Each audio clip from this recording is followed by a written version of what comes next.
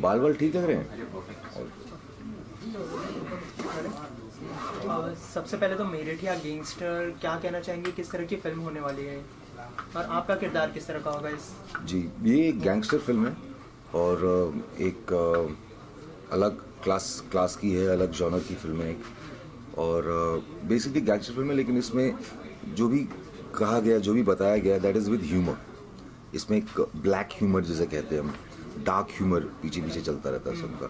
और मेरा कैरेक्टर भी वैसे ही है जो बिल्कुल इसमें जेल कर जाता है। जैसे आपने प्रोमो में देखा, उसमें है कि अड़ियल इंस्पेक्टर है ये और अपनी ड्यूटी को लेके बहुत ज़्यादा पर्टिकुलर है, लेकिन इसकी चाल ढाल, इसके कपड़े, वर्दी, इन सब चीज़ों पे बहुत शक किया जा सकता है। बाल लंबे रखता है तो ऐसा आदमी, पर काम बड़ा अच्छा करता है अपना। कोई भी फिल्म साइन करने से पहले क्या थॉट प्रोसेस होता है, क्योंकि लास्ट फिल्म जो आपकी थी आर राजकुमार, उसके अंदर आपका जो किरदार था कमर्शियल टाइप का था और इसके अंदर भी काफ़ी अलग किरदार है, तो फिल्म साइन करने से पहले आपका क्या थॉट प्रोसेस होता है, किस तरह की फिल्म होनी चाहिए किरदार को लेकर?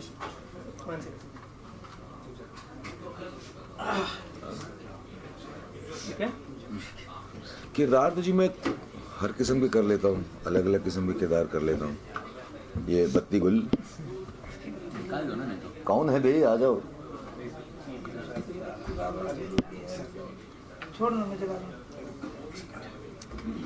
लोड शेडिंग वो स्क्रिप्ट में कितना इम्पोर्टेंट है, पहली चीज़। दूसरी चीज़, डायरेक्टर कौन है।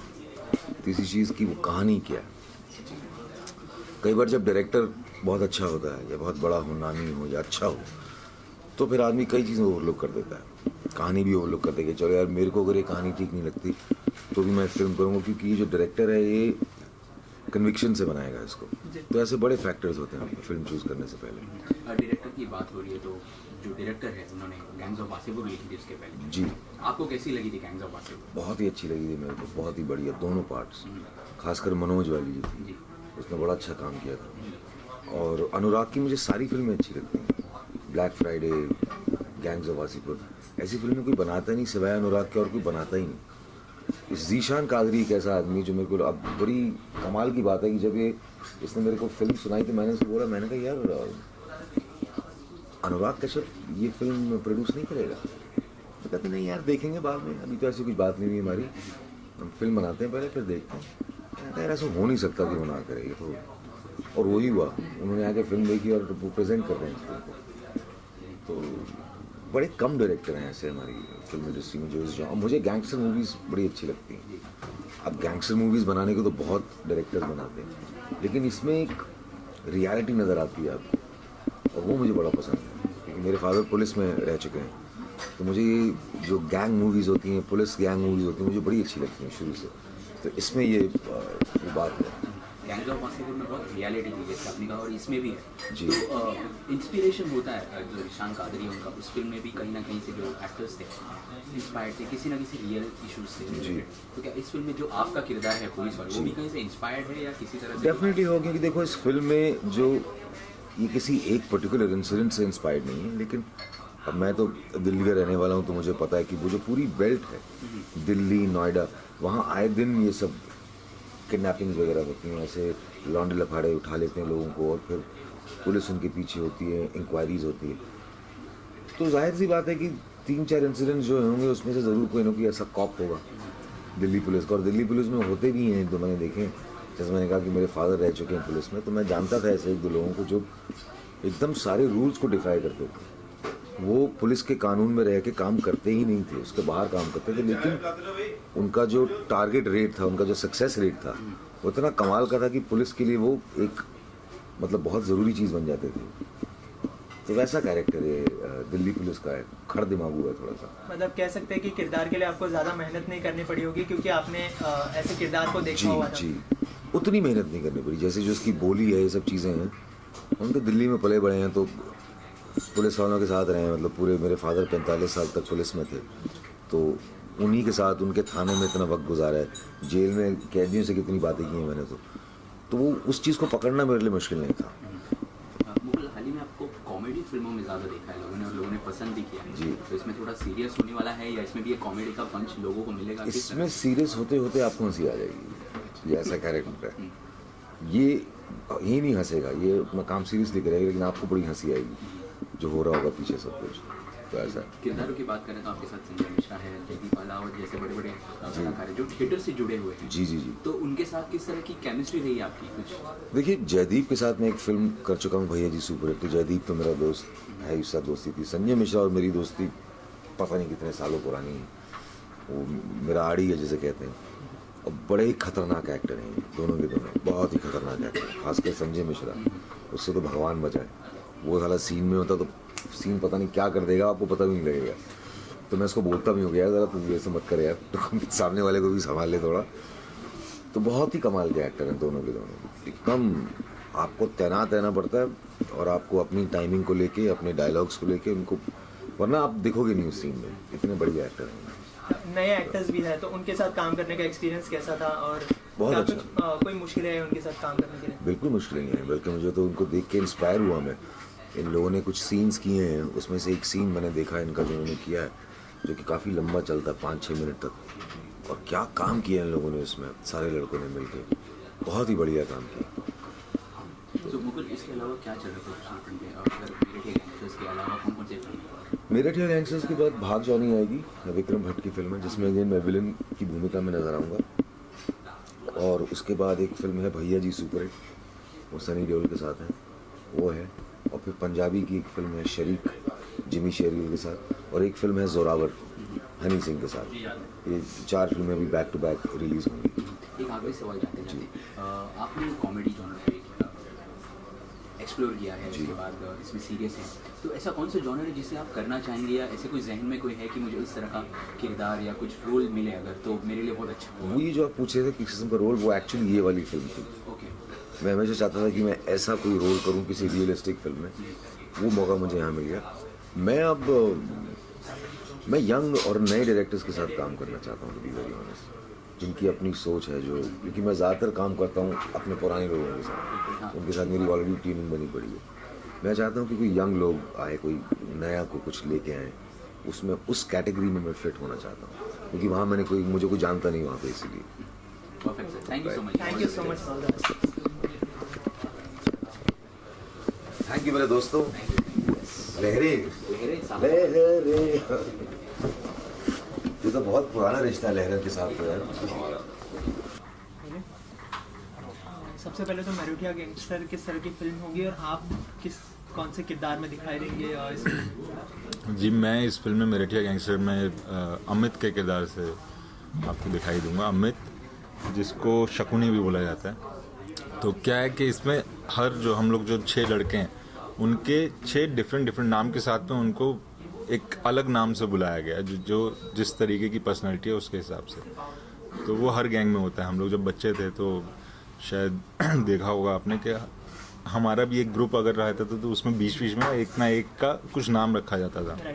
तो वैसे ही है, मेरा इसमें शकुनी नाम से मेरे को बोला है, क्योंकि शकुनी महाभारत के टाइम से आप देखते हैं शकुनी क्या करते हैं। तो मेरी आदत इसमें यह है कि मैं कहीं ना कहीं अपने ही लोगों को कहीं ना कहीं फंसाऊं, और फिर उसमें मज़ा आता है मुझे। तो यही जब आपको ये किरदार ऑफर किया गया तो क्या रिएक्शन था? क्योंकि जिशान जो है गैंग्स ऑफ वासेपुर के दोनों पार्ट बना चुके हैं, और कह सकते हैं कि वो फिल्म हिट और ब्लॉकबस्टर थे अभी के लिए। तो क्या कहना चाहेंगे, किस तरह का रिएक्शन था आपका जब आपको फिल्म ऑफर की गई? सर, फिल्म का क्या है कि मैं कास्टिंग से जुड़ा रहा हूँ। तो मुझे सबसे पहले जिशान जी ने बुलाया था एक जगह पर, रात के कुछ 1-1:30 बजे थे, और उन्होंने मेरे को लोखंड वाला सर्कल पे बुलाया कि आकाश ऐसे ऐसे एक फिल्म है, तो एक बार आजा, तेरे को कास्टिंग करनी है। तो मैं गया, जिशान ने पूरा नरेशन दिया। मैं खुद हरियाणा से बिलोंग करता हूँ, दिल्ली में रहा हूँ, सब कुछ, तो मेरे को वो जोन पता है इस चीज़ का। तो जब बताया उसने, मेरे लिए बड़ा एक्साइटमेंट थे कि यार ये किस तरीके की फिल्म है, मतलब एकदम अलग, जो आजकल जो नॉर्मल फिल्में बनती हैं, बेहतरीन फिल्में बनती हैं, लेकिन ये कुछ बहुत रियल स्पेस में जाके बन रही है। तो मैंने कहा ठीक है, कास्टिंग हो जाएगी। तो उसके बाद कुछ 1 साल बाद या 7-8 महीने बाद जिशान ने फिर फ़ोन किया, और मैंने कहा यार कहाँ भैया गायब थे, कहाँ, अभी तक कुछ बताया नहीं, क्या है कास्टिंग, क्या करनी है क्या नहीं करनी। तो उन्होंने कहा नहीं, कास्टिंग नहीं करनी है, इस वक्त तेरे को एक्टिंग करनी है। मैं एक्टिंग, तो मेरे लिए वो बड़ा अच्छा उस वक्त वो था कि हाँ, मतलब ये कुछ अलग है, एक्टिंग करने को मिलेगी तो क्या बात। ज़ीशान जी का सिनेमा हमेशा से अलग सिनेमा रहा है, तो आपके किरदार के लिए आपको क्या प्रिपरेशन करनी पड़ी और क्या कुछ मेहनत करनी पड़ी किरदार को लेकर? ज़ीशान का सिनेमा अलग, ये फर्स्ट फिल्म है ज़ीशान की, लेकिन उसका प्रोसेस बहुत अलग है। हम लोगों को अगर मैं बोलूँ तो हम लोग जब सेट पे पहले दिनों की जो बात है, जो जब हमारी शूटिंग स्टार्ट हुई थी, तो स्टार्टिंग में क्या होता था, हम लोगों को जो साइट्स मिलती हैं कि ये डायलॉग का है, ये हम लोग ये करने वाले हैं, तो हम लोग जब वहाँ पहुँचते थे तो सेट पे जब हमने तैयारी पूरी कर ली है, जब सेट पे पहुँचे तो वो सब अलग है, सब बदल दिया उसने, सारी चीज़ों को कहते नहीं वो कहाँ ये अच्छा ये नहीं कर रहे हम लोग, ये हटाओ। तो हम लोगों के लिए होता है कि क्या मतलब ये हमने तैयारी कर ली है सब कुछ, कहीं नहीं ये कुछ नहीं है, डायलॉग अभी क्या है कि अभी तुम ये बोल रहे हो और उसके बाद में तुम ये बोलोगे और तुम ये बोल रहे हो। तो ऑन द स्पॉट जब हम लोग उस चीज़ को चेंज करते थे, वो अपने आप में एक अच्छी प्रोसेस, एक एक्टर के लिए बहुत अलग लर्निंग प्रोसेस होता है, तो वो बहुत मज़ेदार था। शॉट्स बहुत अलग अलग थे, हमारी कई बार लड़ाई होती थी, मतलब मुझे याद है कि जैसे अब मैंने कुछ फिल्में की हैं तो उसमें देखा गया है कि आपका वाइड शॉट हुआ, उसके बाद में आपका क्लोजअप लगता है। तो इसमें ये होता था कि हम लोग, मेरा एक शुरू का दूसरा दिन था शूटिंग का, लगा वाइड शॉट लगा, सीन कंप्लीट हुआ हम सब लोगों का, देन एकदम से आवाज़ आई, अब मेरे को ये कि अभी होगा दूसरा क्लोजअप लगेगा, तो एकदम से ज़ीशान की आवाज़ आई कि लोकेशन चेंज। मेरे लिए वो चीज़ क्या है, मतलब अभी तो क्लोजअप तो लगा ही नहीं है, कुछ हुआ ही नहीं है। तो मेरी बात हुई, मैंने कहा ज़ीशान क्लोजअप का क्या, क्लोजअप नहीं है, किसी का क्लोजअप नहीं है। मैंने कहा ये कैसे, मतलब वाइड के बाद तो क्लोजअप लगेगा ना। तो वो ज़ीशान का अलग प्रोसेस था कि नहीं क्लोजअप नहीं है, मेरे लिए मैं कुछ अलग एक्सपेरिमेंट कर रहा हूँ, ये कर रहा हूँ। एंड देन फिर उसके बाद में वो जाके हमको मॉनिटर पे दिखाया, वो सीन दिखाया, और जब सीन देखा तो वो अपने आप में मेरे लिए लगा कि हाँ यार यहाँ पर क्लोजअप की कुछ नहीं, ये तो कुछ और ही डिफरेंटली कुछ निकल के आ रहा है और बहुत रियल स्पेस में निकल के आ रहा है। तो वो प्रोसेस बहुत अच्छा था। उसके बाद ऐसे ऐसे शॉट्स होते थे कि हम लोग 4 मिनट के एक शॉट चल रहा है जिसमें आप कभी यहाँ है कभी वहाँ है और कैमरा आपको फॉलो कर रहा है, सब कुछ कर रहे हैं। तो वो एक अलग प्रोसेस और वो एक डिफरेंट प्रोसेस था जो शायद मैंने कभी नहीं किया था। मेरे जो को एक्टर्स हैं हम लोगों के साथ में जिसने इन फिल्म में काम किया है, उनके लिए एक नया प्रोसेस था जो मुझे लगता है कि हाँ जब ऑडियंस के पास जब वो आएगा तो वो पसंद आएगा। क्या होता है कि हम लोग भी ऐसे देखते हैं, अगर मैं अभी हूँ तो ज़रूरी नहीं है कि मैं आपका यहाँ क्लोजअप आपका क्लोजअप लगाऊँ या इनका क्लोजअप लगाऊँ, एक वाइड शॉट में दिखाई दे रहा है और वो पता चल रहा है और वो रियल लग रहा है। तो वो रियल लगना बहुत ज़रूरी है। वो ज़ीशान का प्रोसेस था, वो बहुत अच्छा था। Thank you so much.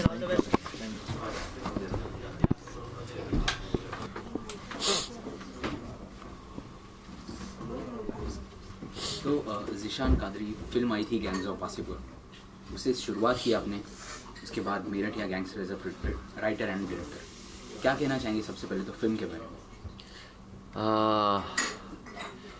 Film जो है वो जैसे गैंग्स ऑफ वासेपुर में एक मैंने नई दुनिया दिखाने की कोशिश की थी। नई दुनिया मैंने लिख के सरप्राइज़ किया था अनुराग सर को और अनुराग सर ने उसे बना के सरप्राइज़ किया ऑडियंस को। तो यहाँ पर मैंने लिख के और फिर उसको डायरेक्ट करके सरप्राइज़ फिर से करने की कोशिश की है।